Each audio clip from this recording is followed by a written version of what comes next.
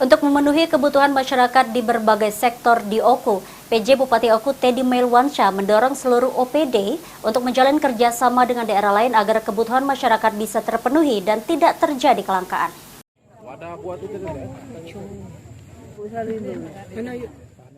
Organisasi Perangkat Daerah atau OPD di lingkungan Pemkab Oku untuk didorong menjalin kerjasama dengan daerah lain agar kebutuhan masyarakat khususnya pokok bisa terpenuhi. Hal ini dilakukan karena tidak lama lagi akan ada perayaan hari besar yaitu Natal dan Tahun Baru, sehingga OPD harus bisa menjajaki daerah tetangga penghasil tanaman pangan maupun lainnya, sehingga dapat memenuhi ketersediaan stok sembako maupun lainnya. Kerjasama antar daerah dengan Oku Timur kemarin sudah penjajakan melalui wakil bupatinya dan Bulog juga kami libatkan.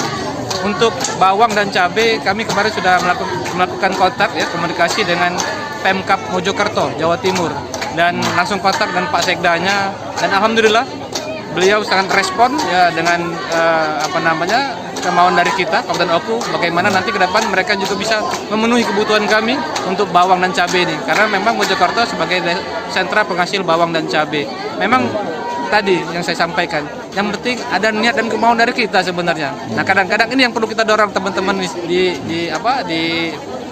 OPD ini supaya mereka mau bergerak, mereka mau melakukan kerjasama dan membuka diri kepada kabupaten di sekitar, terutama ya kabupaten penghasil yang bisa memenuhi kebutuhan yang kita sebutkan tadi.